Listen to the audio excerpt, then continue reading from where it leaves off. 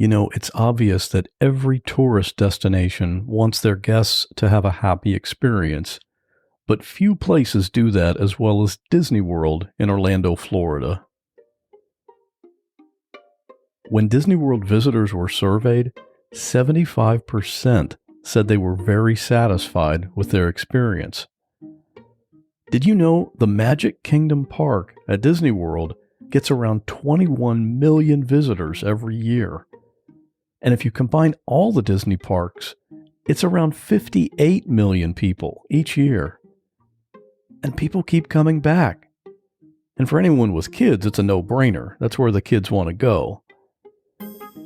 My guest today is Tricia. She and her sister, Heather, and their mom and dad would make trips to Disney World every year. It was a family tradition that they all looked forward to. They knew the layout of the Magic Kingdom by heart, and it didn't matter that the rides and the attractions and the fireworks were the same as when they were there the year before. It was their place. But there was one trip to Disney World that was not like any of the others. Real people in unreal situations. There is a girl hanging by her broken leg from the telephone wire. And I called 911 and I said, I found a baby. I turned around. I see a gun pointed at me close enough I could touch it. She would hold our heads underwater all the time. He levels the gun, pulls the trigger, and I go down. Her eyes were full of tears. She didn't want to leave us. My hair catches on fire. I swear to God, this image is burned in my head for the rest of my life. I'm Scott Johnson, and this is What Was That Like?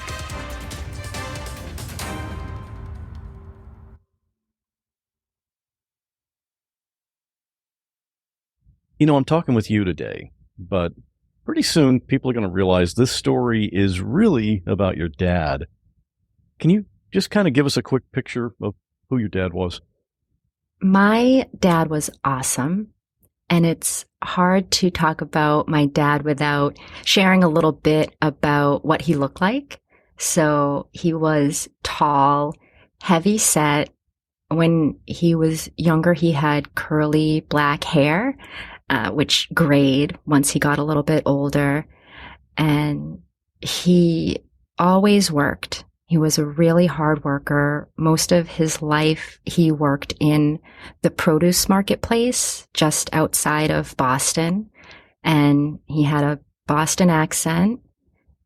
I remember he would work early mornings, every morning, and deliveries of fruit and vegetables would come through the marketplace. He would be ordering fruit and vegetables for supermarkets, and they would be loaded on trucks. Later, he drove those trucks, and everybody knew him. He was a loud and quick-witted presence and a big smoker.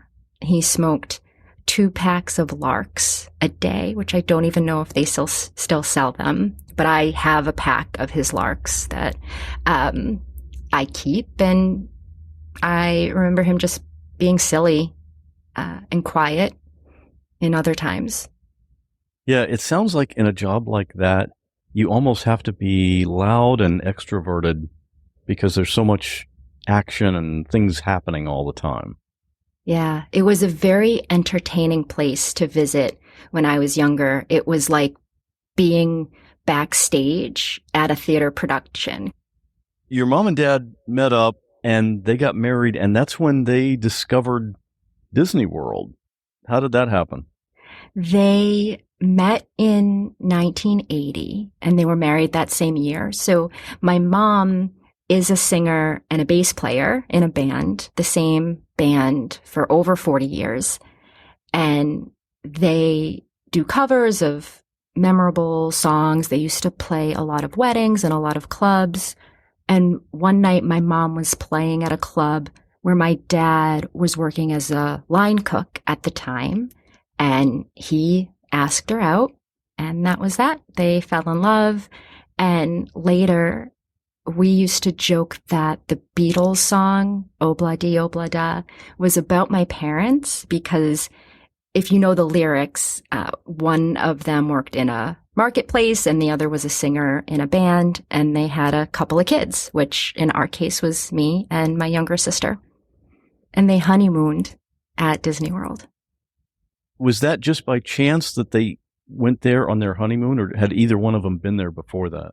My mom went, I want to say, when she was in high school on a class trip. She went to Disney World in Florida. My dad had never been. And so when they were thinking of a destination, my mom suggested Disney World. So it was my dad's first time, and my mom would say she didn't know if he even liked it because he didn't give much of a reaction. She would say, he didn't say anything. And later she realized that he was overwhelmed. And I think part of that was he had a tough upbringing. And I think seeing the imagination and the fantasy of something like Disney World, which is, you know, when you first see Disney World, it really strikes you as just a very delightful, fanciful place. I think he found a little bit of safety in that. And he loved my mom so much that he was overwhelmed with I think, love and joy. It's called the happiest place on earth. Everything's over the top and overwhelming and big and happy. And yeah, I can kind of see why he would have that reaction. Yeah. You guys kind of made that your family destination every year. It's true. I mean, wasn't it? Disney World was kind of a big part of your family. Would that be accurate? A huge part. We went to Disney World as a family almost every year. And my dad wasn't a Disney movie fan. He was a Disney park fan and loved the music. So even though he wasn't a Disney movie watcher, the score from so many of the animated movies, Aladdin in particular, he loved, as well as the original music from the Disney rides. We would go in the pool. In addition to my mom being in a band, she was also a music teacher. She taught children in public school music, and she also gave music lessons. So our vacations happened every August because my sister and I were out of school. My mom wasn't teaching. And we would talk about going to Disney from the time we landed home from the last trip until the plane ride for the next trip. You mentioned you got what you called the vacation planning videos in the mail. Yes. And I'm not familiar with that. What was that? Is that something Disney sent out? Yes. So this was so normal for my sister and I. And then as we talked about it, as we got older, it is very unique to us. But Disney World, I'm guessing their marketing team would make these 30 or 40-minute advertisements around, come to Disney World, here's what you can do. And they were well produced, and they would talk about the different hotels and the different parks where you could eat. And my dad would order them, I believe, through, at the time, travel agents. And we would get them sent to the house, and we would watch them as a family. And at one point, we must have had dozens of these VHS tapes that we would just put in, to watch at dinner. And this is kind of crazy. He would play games with my sister and I, like a quiz, where he would say, you're standing in front of the castle. How do you get to Space Mountain? And my sister and I would say, you go this way, this way, this way, and, the best possible route to get to a particular ride. He just always wanted to relive what it was like to be there. Did you just go to Disney World, like the Magic Kingdom, or did you go to the other places like Epcot and some of the others? We did. So we went to Magic Kingdom, Epcot, MGM Studios, which is now Hollywood Studios, and later Typhoon Lagoon when they made that water park, and Animal Kingdom. But the favorites were definitely Magic Kingdom. Polynesian Hotel was the hotel that my parents wanted us to stay at most frequently. Now it's outrageous in pricing, but we were able to make it work years ago. And Epcot was another big one that we loved. Can you talk about your dad's health as it began to decline? He is half Italian and has the large appetite to kind of prove it. We all do. And he developed diabetes when I was little. I don't remember how old I was. It was just always, when I think of my dad, I always remembered him being diabetic, and he would inject insulin, but he wouldn't make any lifestyle changes. And when I mentioned that he had a tough upbringing, his dad, my grandfather, was an alcoholic and a pretty violent one. And I think that my grandfather's alcoholism may have been passed down in a sense as a substance abuse disorder for my dad, and that drug for my dad was food. So it made him happy.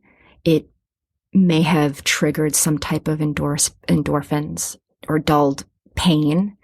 And that was the way that he liked to share conversations with people, was over food, or his own form of entertainment was over food. And his health continued to decline with his diabetes into my 20s.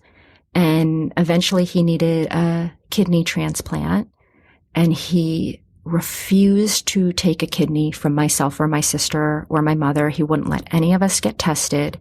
Because you and Heather were both adults now, right? So Yes. You could have, if you were a match, you could have donated. Yeah, absolutely. And we would have donated, but there were two reasons why he refused. And one was because he was afraid if something ever happened to my sister or I, and we needed two of our kidneys, he did not want to put us in any type of jeopardy. And the other reason was because he wasn't going to change. So why take a kidney that he was going to waste, for lack of a better phrasing? And that was hard to kind of watch your parent make that decision around just knowing that he was going to live out his life his way, but all of the medical trauma that went along with it.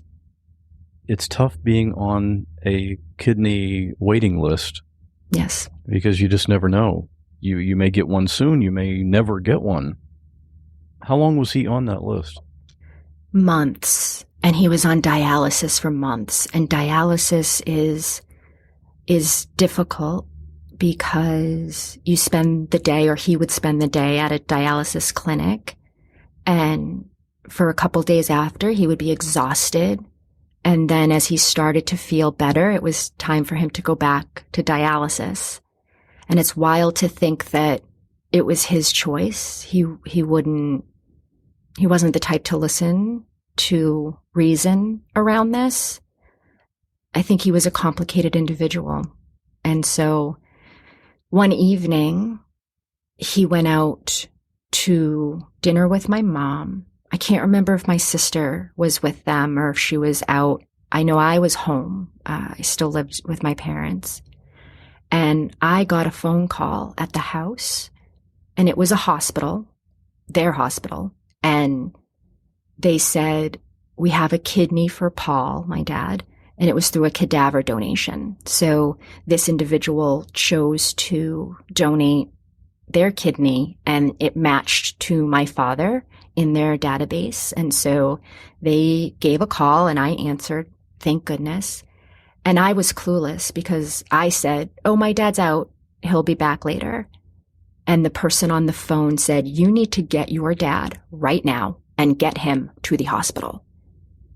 And that's when it hit me. And I called the restaurant. I got a hold of my family. They came home. Because it was before cell phones. Yes. It wasn't quite before cell phones. It was definitely a time where it was less common to have a cell phone on you all the time. So you had to call the restaurant and get their attention that way. I did. And then they had to leave and come right home to get, I think they got like a change of clothes and to say goodbye to me and my sister. And my dad was a great dad. He did the best he could. And he wasn't a very, I love you type of dad, wasn't a big hugger, that sort of thing. So I remember him in the car and me at the window of the car. And I said, I love you. And his reply was, okay. And that's how I knew he was going to survive that transplant, because if he said, I love you back, I knew something else was going on, but he just very matter-of-factly, okay. And I said, all right, he's going to be okay. It's just funny hearing that interaction, that dialogue. Because some people, if you say, I love you, and they respond, okay, some people would be offended or insulted, but you knew your dad. You knew it was the way he was. Yeah. Yeah. It calmed me down. So he got the kidney. He got the kidney, and it worked beautifully. And he still wouldn't change anything about his lifestyle. No matter what we did or said to him, he was stubborn. I mean, we stopped buying him cigarettes once, and he would still go out and get them himself. You know, when I would run errands or something, he would say, oh, get me a pack of Larks on your way back. And I would do it. And we stopped. We all made the commitment not to try to help him quit. And it didn't matter. He was going to go out himself and get them then. Because he's a diabetic, he attempted to make maybe very minor changes, but at the end, his diabetes took his right leg.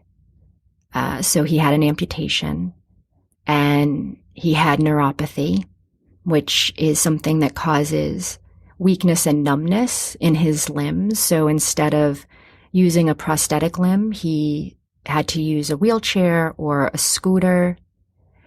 Then it started getting more difficult for him. Because we're from Massachusetts, the winters were really hard on him, and he loved the sun. So he really wanted to go to Disney World more and more consistently as his health declined. Was he still able to keep working at this time? He worked for as long as he could, and then between the kidney transplant and then the loss of his limb, he had to stop working, and he tried to partner with a travel agent because he knew so much about Disney. He thought he could be helpful arranging vacations from other people or for other people. And unfortunately, that didn't work out because his neuropathy would make it difficult for him to type sometimes. So he had difficulty with mobility. He had difficulty typing. But if he wanted something, he would still get it. So he could order his own food. If he wanted to eat something, he would order it to the house. And then he would take his scooter down to a convenience store at the end of we lived on a very busy street. He would take his scooter down to the convenience store, and he would knock on their window, and they agreed to give him his cigarettes and bring out his change because it wasn't wheelchair accessible. He basically said, your store isn't wheelchair accessible, but it's fine by me. I won't make a big deal to the city. When I come a-knockin', give me a couple packs of Larks. You know, here's the money, here's the change. So they would do a deal on the sidewalk of the convenience store. That's how stubborn. He was almost like, I dare you to try and change who I am. And it was really frustrating. But at some point, we just decided to accept that this is how he was going to live his life. And we didn't want to isolate ourselves from the relationship we had with him. Like, tough love didn't work. So my mom, my sister, and I it was tough, but we did our best. I'm just trying to put myself in your shoes, and I mean, your frustration, it was so obvious that, I mean, you see him and his health declining, and it was as if he didn't care about it, or as if he didn't want to live long enough to see, to stay with his family longer. That had to just be terrible for you to try to deal with. It was. It really was. And for his siblings, he's one of 4, and they also tried to intervene. But it's difficult to articulate to those who haven't met him, but that's Paul. And it was either love him as he is or turn your back on him. And my family wasn't going to do that. So we kind of watched him self-medicate, and we did our best to love him. And we did our best to get him to Disney as often as we could. Did you ever ask him, Dad, don't you want to keep living? Don't you want to stay with us? I did. I did get up the courage, and he was very vocal that he was going to live his life the way he wanted to live his life. And that hurt.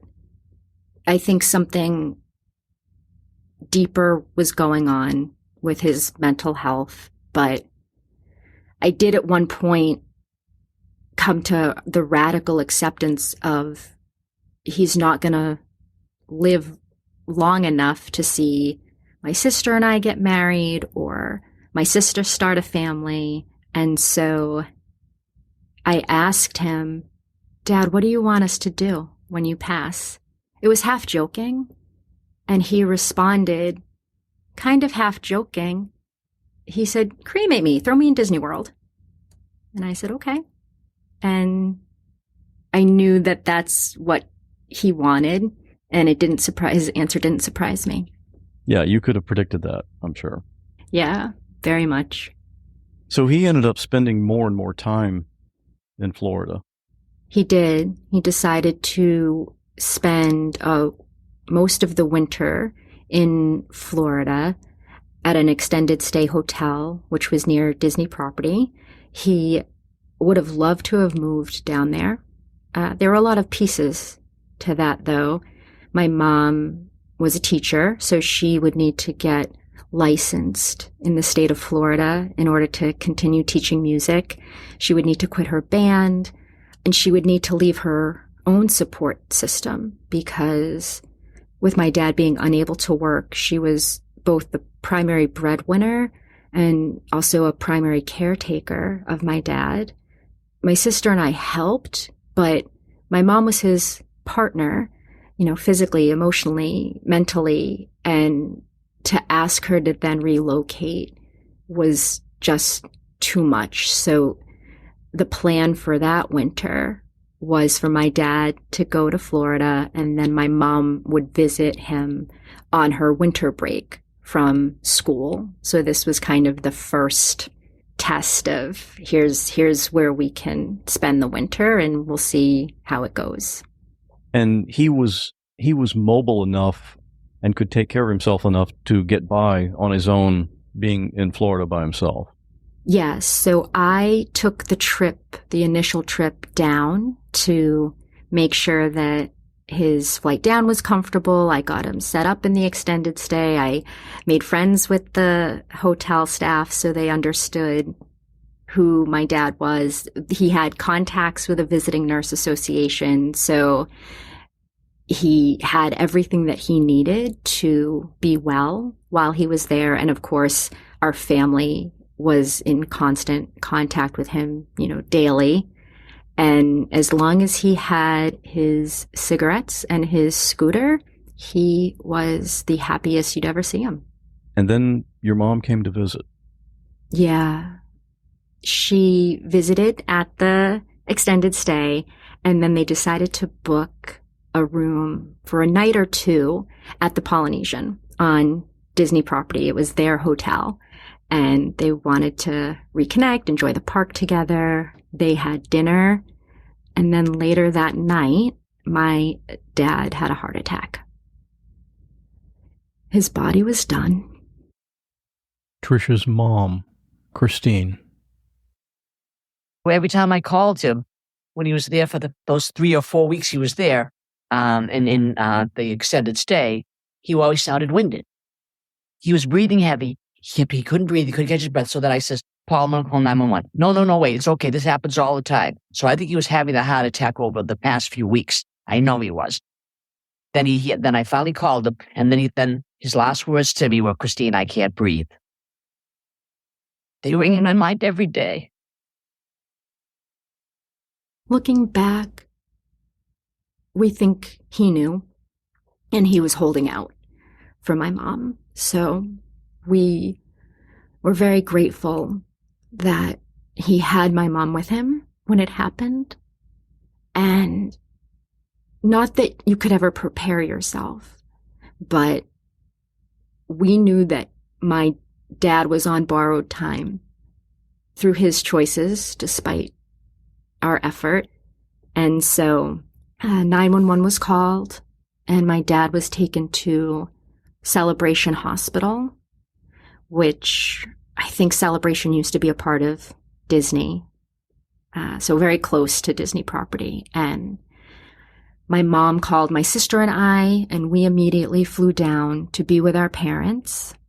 My dad had lost consciousness as a result of the heart attack and never regained it.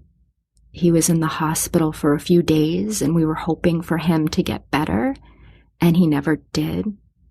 The hospital did scans on his brain and told my mom that he was deprived of oxygen for so long that his brain was permanently damaged. And if he regained consciousness, he would not be able to eat on his own or speak, and would require 24-hour care, either at a nursing home or some facility that was equipped to deal with his needs. So my mom had to break this news to my sister and I'll never forget it, because we were standing in the hallway, my mom, my sister, and I, in a little bit of a circle, and my mom is explaining to us what the doctors told her and what my dad's life would look like if he regained consciousness. And my mom and I went quiet, and I was processing the news internally. I think my mom was too. And my sister, who is an incredibly gentle soul, she's not assertive, said in the most firm voice I have ever heard out of her mouth, and with so much conviction, she said, no. And my mom and I snapped out of it and said, you're right. No, he wouldn't want that at all. He wanted his freedom. He lived the way he wanted to live, no matter what. So my mom contacted a priest. My family is Catholic. They gave my dad his last rites. He was removed from life support, and he passed away at age 52. So young. So young. And as I get older, I'm 40. As I get older, it blows my mind just how young my dad was when he passed. It's very sad. Yeah, 52, it's hardly middle-aged. Hardly. Yeah. Unbelievable. So now you and your mom and Heather are in Florida, and you'd mentioned that you weren't quite fully grieving yet at that time. Why not? What was going on there? We went into a logistics mode. I think we suddenly felt like we were on another planet. It was very much, okay, what do we do now? The fact that he was truly gone did not hit us for quite some time. Just because there were a lot of details you had to take care of. Yes. We were at his hotel, the extended stay. So my mom and dad had their reservation at the Polynesian, and then that ended. And so my dad made friends with the hotel staff, and they became fond of him, which was very easy to do. And they transferred the reservation to my mom, and we all stayed in his room to handle these next steps because we were truly at a loss of what do we do now? So we started to donate his clothing and his scooter and things that we couldn't ship back or we, wouldn't ship back with us. Like, what do you do? We just went robotic, and the hospital goes into next step modes as well because they wanted to know what to do with my dad. So my mom had him cremated, and I remember we're in the hotel room and the crematory director knocks on the door and he's got a box in his hands and comes into the room. There's a table in hotel rooms, like a desk. He pulls out this bag of ash and goes, "Here's Paul." And he plops it on the table in a hotel room in Florida, turns on his heel and walks out. And that was it. And my mom and my sister look at each other like we're on some kind of hidden camera TV show. It all happened, over the course of a couple days. And now here we are. My mom and I lock eyes. And she says, "What are we going to do?" And I say, "We scatter him in Disney." People that are listening to this right now just got a big smile because they know what's coming. They know what's coming. So you're talking about logistics. Yeah. Obviously, Disney does not allow this. No. And you had to figure out how to do it anyway. Yes. What's your plan? At that time, Magic Kingdom. So when my family thinks Disney, we think the Magic Kingdom, which is Disney's main park. That's the one with the castle. And that location, I think they all do, but that one definitely at that time did bag searches. They have since added metal detectors, but back then it was just bag searches upon entry. So I knew we can't just bring a bag of ash into the park. So it's also a bit of a dark Disney secret that people have scattered ashes before. So we weren't going to be the first. And I was thinking maybe they're expecting if we act a certain way, like I didn't want to act shady and draw attention. So we didn't have a car, but the extended stay was on a main road and we could walk to a gift shop. So I had the idea of walking to a gift shop and buying one of those metal water bottles so you couldn't see the contents. And presumably the cast members that are searching the bag just assume it was a water bottle and not some kind of de facto urn. And so we did that, got a water bottle, go back to the hotel. I'm at the hotel room's table, pouring ashes into the bottle. And I thought it would be like pouring sand, but no, it is quite messy. And so now I am wiping my dad off the hotel room table like toast crumbs and kind of brushing my hands together over the bottle to get all of the ash in, thinking like, what is this? What are we doing? Still, grief hasn't hit. Now it's just like, I'm in Operation Scatter Ashes in Disney.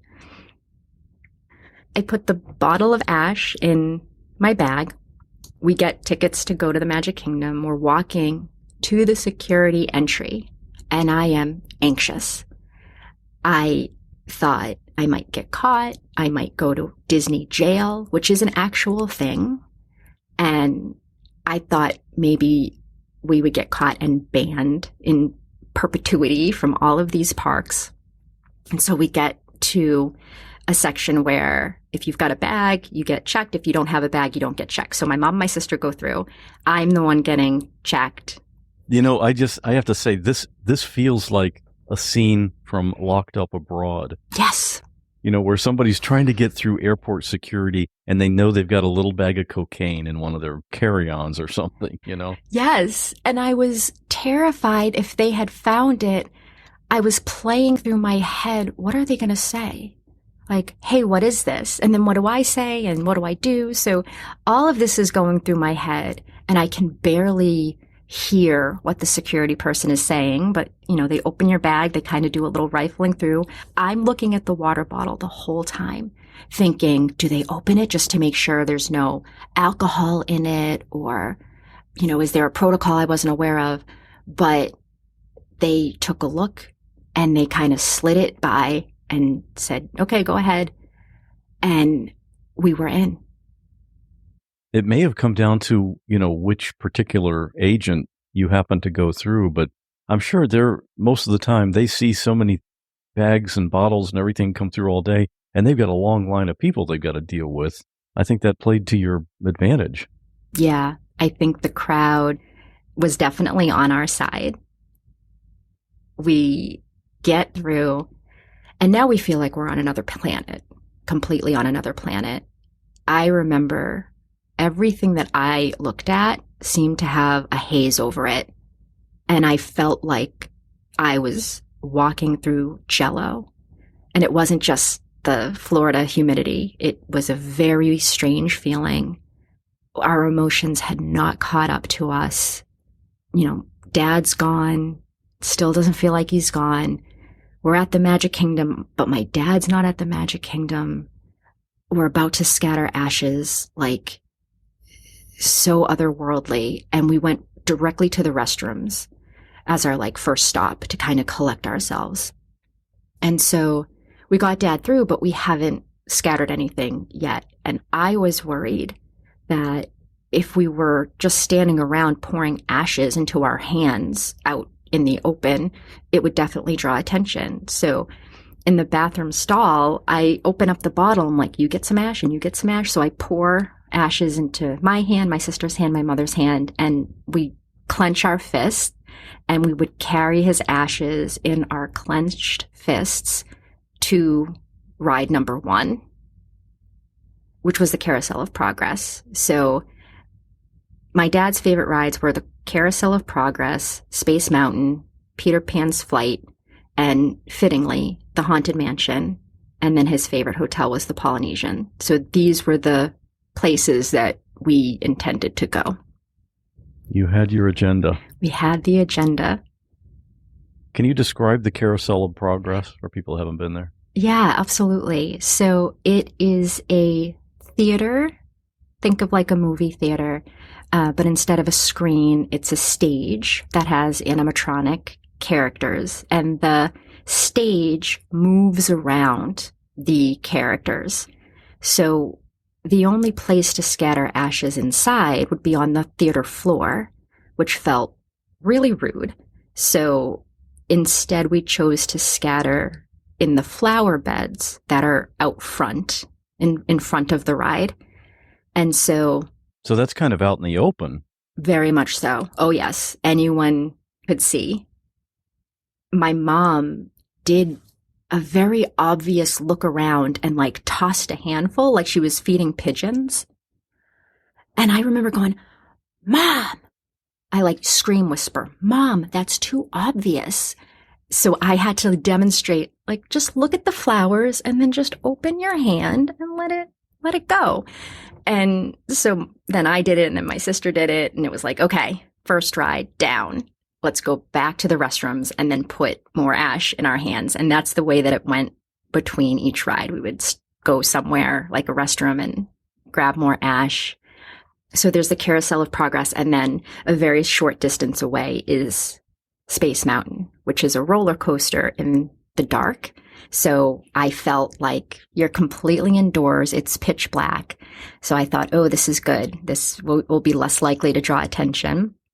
And it's 3 people sit in a coaster cart. It's kind of like a bobsled. You're seated one behind the other. So it's, me and my mom, my sister can all sit in the same cart. And then it was my turn to get too comfortable because we're going down this hill and the ride is very quick as a roller coaster is. And I kind of toss exuberantly the ash because now I'm feeling like, oh, this is for my dad, and toss. And I get an entire face full of ash blown back at me. And that's when I laugh and then I start to cry, and because my dad would have loved to have seen that. That would have tickled him very much. And he was there for it when it happened. Yeah. Yes, he was. So then it was on to Peter Pan's flight. Yes. Peter Pan's flight. So you sit in a boat. That's what your cart looks like. And it's suspended from the ceiling. And if you look down, you see London, because Peter Pan takes place in London. And it was beautiful. And that one was easy. We just kind of held our hands over the side of the boat and kind of gently opened them. And the ash hit the floor. And then we started walking over to the Haunted Mansion. This is the strongest memory my mom, my sister, and I have. So as we're walking over, the Haunted Mansion is on the other side of the park. This parade seemingly started all around us. I can't really articulate it, but it was as if my ears were blocked and suddenly unblocked. And I look around and there's this parade happening.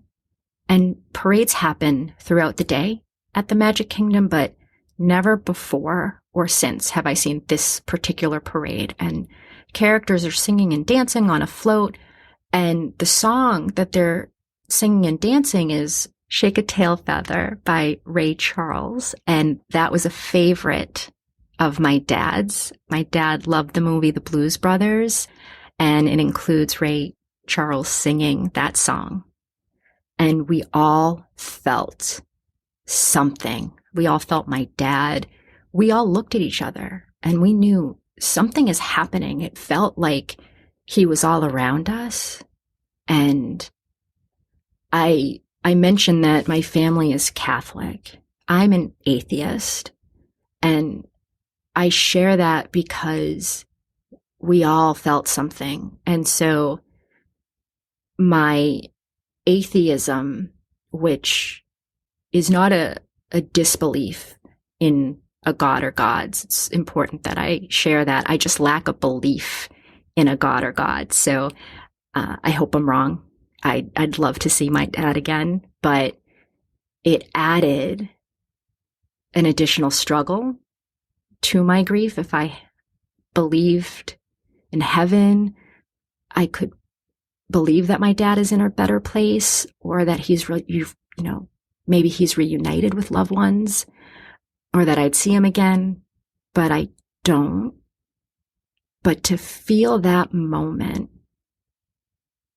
never before or since have I felt something like that comforted me and let me know, like, my dad is around us and he's okay, and now he's free.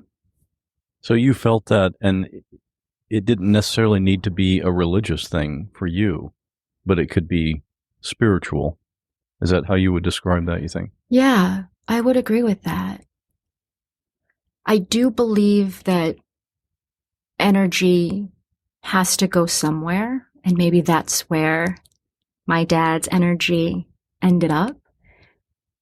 It was a good moment.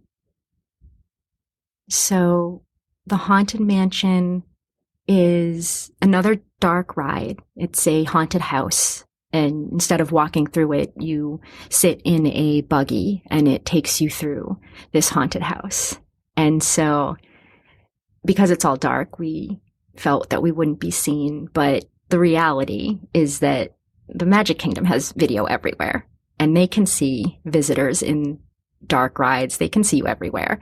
So we did the thing where we kind of put our arms over the side of the buggy and sprinkled.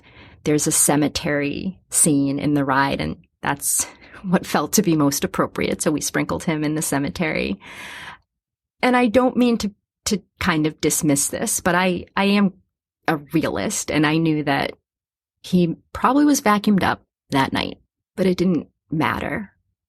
Nothing could capture or take away what we did that day for him. Nothing could take away the peace that it brought to all of us, and just the silly kind of adventure that was how we memorialized my dad. Yeah, it seems like the perfect way to honor him. Yeah, So you had one spot left. we did. So we took the monorail, which is a suspended subway of sorts that will travel from the Magic Kingdom to a few other places, one of them being the Polynesian, which was my parents' place. And so it's night at this time, and we walk towards the lake. It's called Bay Lake, and it's got sand. And today you can't reach the water, but then you could stand in it if you wanted to. And we kind of toss ash in the water, and we're mixing it into the sand, and we're looking at the castle across the water, and it's like Dad's everywhere. It was good. It was a good ending to all of that. And we didn't have a funeral. My dad didn't want one.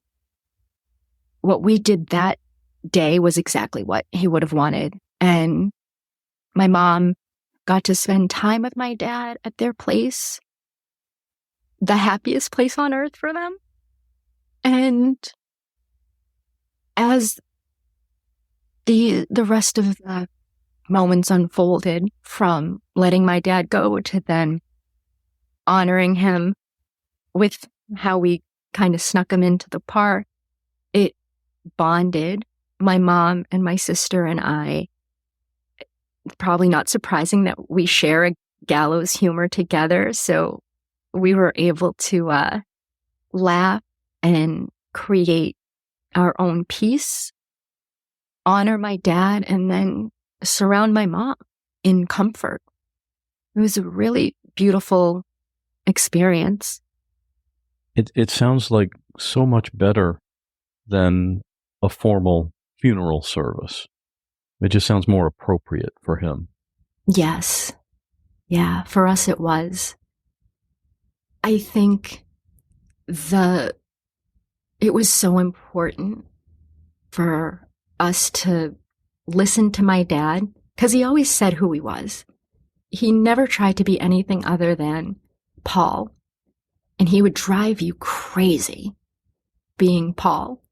But you couldn't help but adore him, and being able to give him that last honor of, we see you, we know what you want, we're going to make it happen no matter what it takes. And yeah, to your point, it was the most appropriate way to say goodbye. Once again, Tricia's mom. I felt exuberant because I was doing his wishes. It didn't feel weird. I mean, I felt a little funny when I was trying to do it, because I was sure that someone's going to arrest me and say, okay, you're going to be in prison for life for doing this. But no, I felt released. I felt like I was doing his wishes, and I knew he was happy with it. I knew it. And we did the right thing. And I do want to go back again, but I'd like to go back to a different hotel, and I want to revisit it a different way so that I can still remember him, but remember him and show him the new Disney in my heart. Have you been back to Disney World since then? Yes, both with my husband and I. We actually honeymooned there ourselves, and I've been back with just me and my mom on girls' trips, and me, my mom, my sister have been back as a family as well. It continues to be a family tradition, it sounds like. Yeah. And in a way, it's how we visit my dad. Which sounds silly in a way, saying it out loud, but that's where he is. That's where we feel him the most. That's where we have our best memories. So as much as it is just a fun place to spend time and have a vacation, it does have a deeper meaning for my mom and my sister and I, that we get to revisit my dad anywhere we go on the property. And you don't have to go to a cemetery to do that. No. We didn't plan this, you and I, but you've told me that Today is, as we record this, today is your dad's birthday. It is. It is so wild how it worked out, but he would have been 66 years old today. What's your favorite memory of your dad? He would make up his own song lyrics. So I mentioned how much my dad loved the Aladdin soundtrack. So instead of singing, there was a line that was Prince Ali, fabulous he, Ali Ababa. So instead of saying that, he would sing, and this is out loud, like around the house or in the car, wherever. He would say, Prince Ali, fabulously, look at his outfit. Like he would make up silly lyrics. He would have our family in stitches. And when we talk about my dad, we'll sing his songs instead of the actual lyrics because he had so many for all these different songs.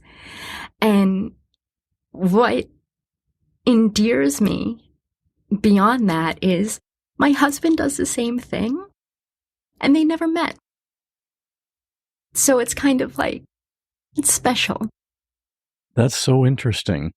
You know, I'm sure you've heard this phrase that a daughter marries her father. Yes. It sounds like it's come true in your situation. Yes, I think so. I think my husband and my dad would have been best friends, and all of the wonderful characteristics that my dad has, I see it in my husband.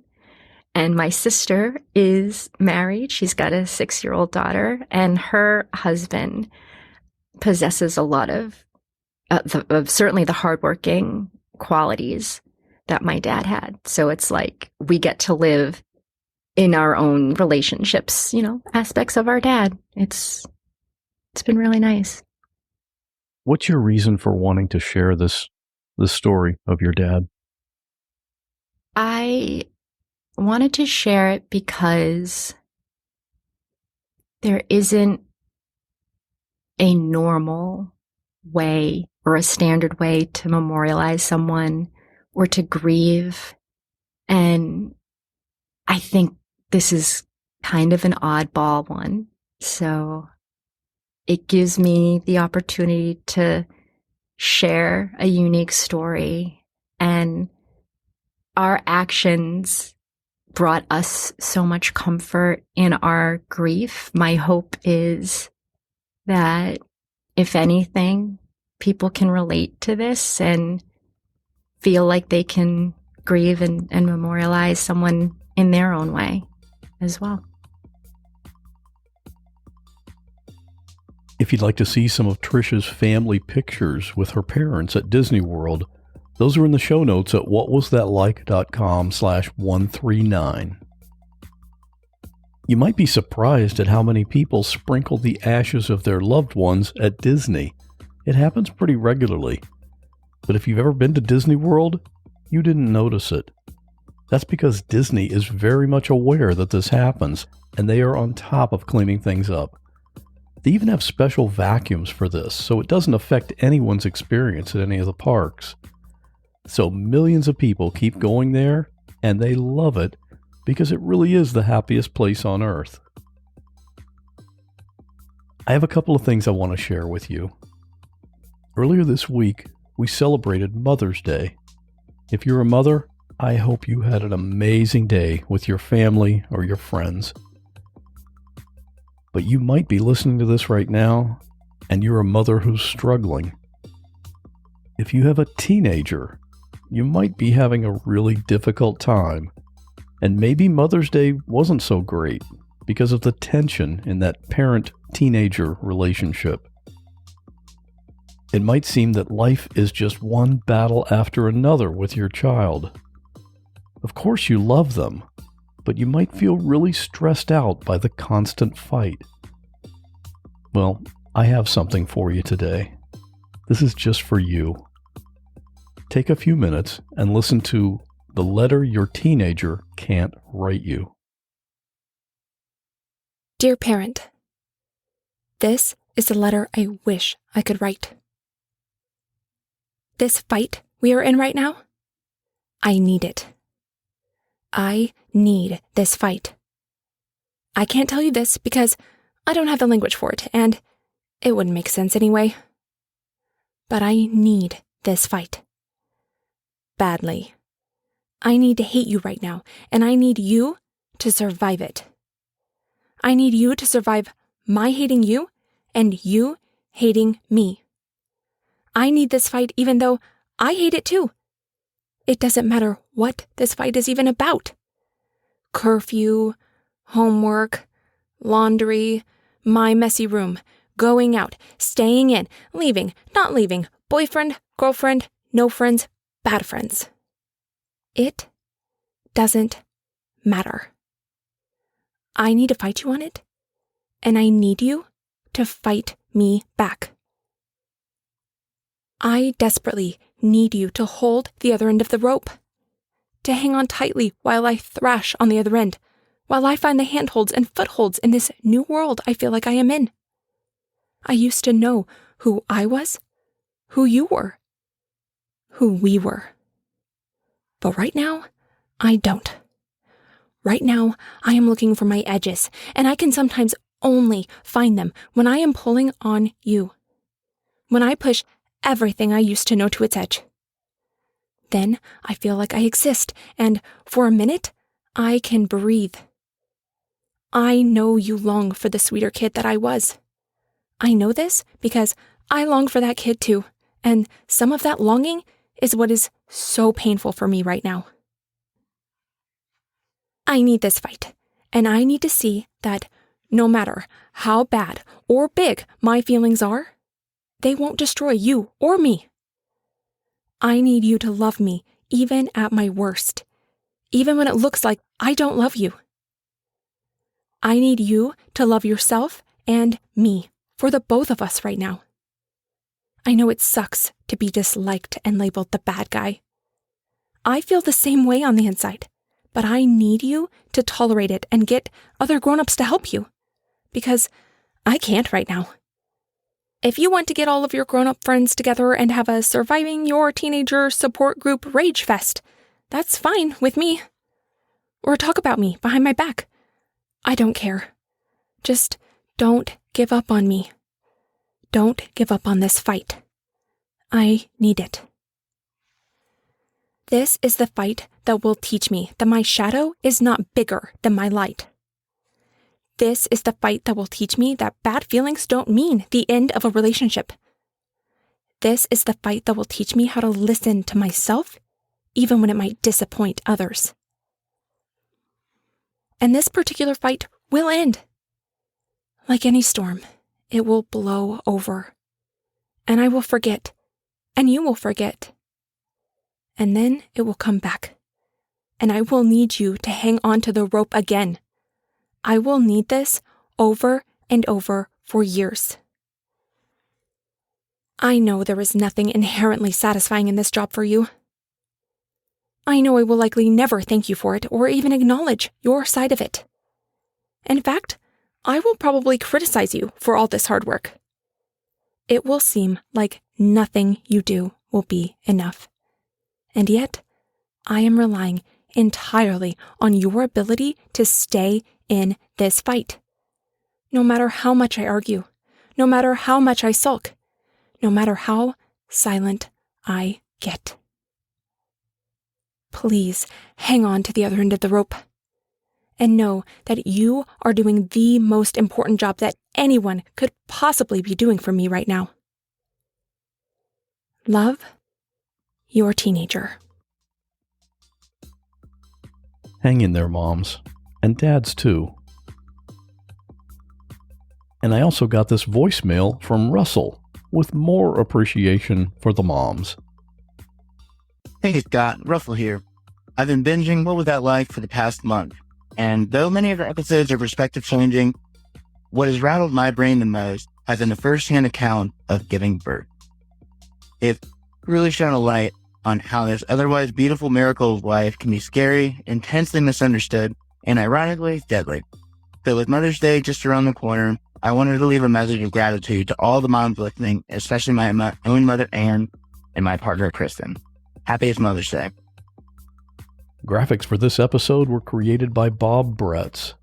Full episode transcription was created by James Lai. The Letter Your Teenager Can't Write You was originally written by Gretchen Smeltzer.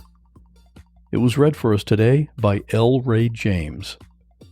If you need a voiceover artist, you can hear samples of their work online. There's a link to that in the show notes.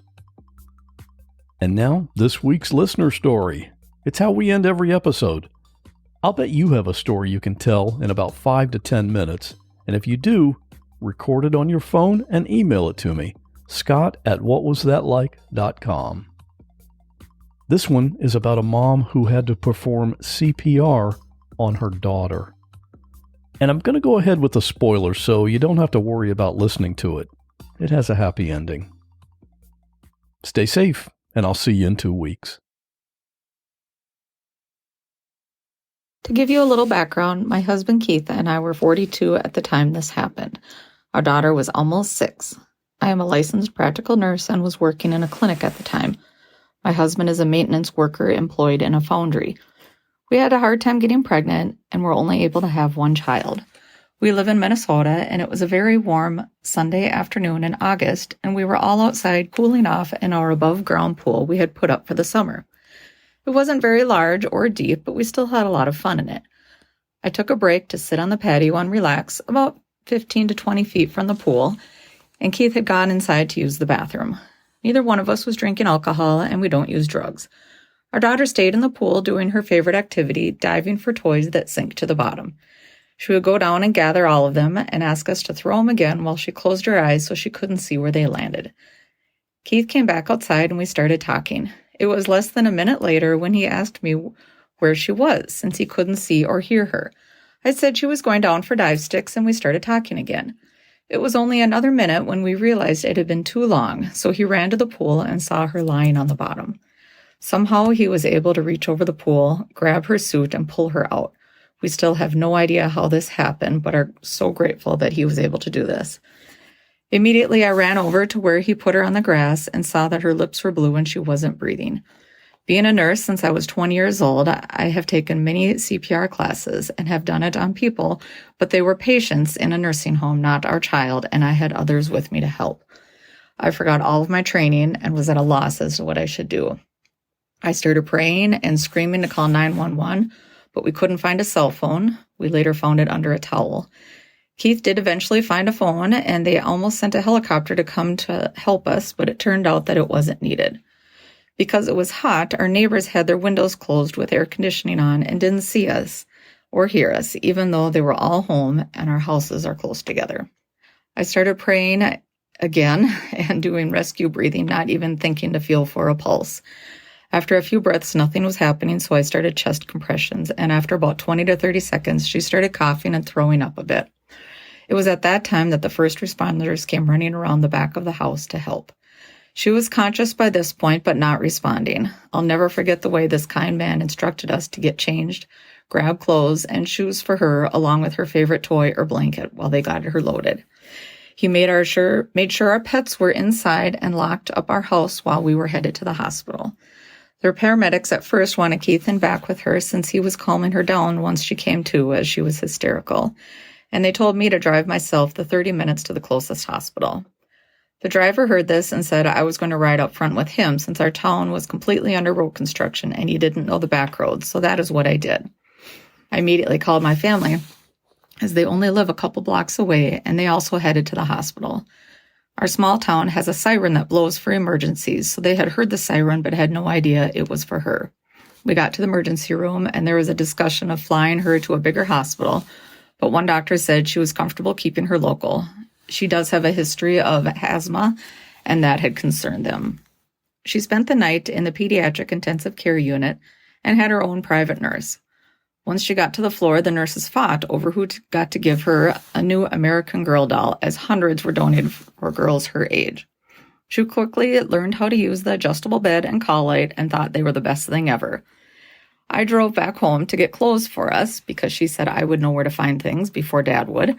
And when I came back, she was showing off her new skills with the bed and call light. By 2 o'clock in the morning, she was done sleeping, so the nurse took her to the nurse's station to play games so we could sleep. We went home that morning, and the next day, her and I and the neighbor girls went back into the pool. I told her she couldn't live her life in fear, and she loved swimming. She agreed, but did wear a life jacket for the first few minutes, and I was right by her side. Now, I bet you're wondering what happened. It turns out she started twirling, ballerina style, got dizzy, and fell. They told us a child will instantly panic when they go underwater by accident, and they think that is what happened. The water was not over her head. She could swim and was very comfortable around water. A month later, we put her in private swim lessons at age 6. She started out in level 2, and by spring, she completed all of them except lifeguard training that she was too young for. Remember, she was only 6. She still loves swimming, but gets nervous when the water is over 8 feet. We did a lot of praying, and I really struggled with guilt as I was alone outside and should have been watching her better. While she was in the ICU, I asked Keith if he and I were okay. He said we both should have been watching her, and we both saved her, and that we were just fine. He and I are not ones to fight, and we weren't going to start then.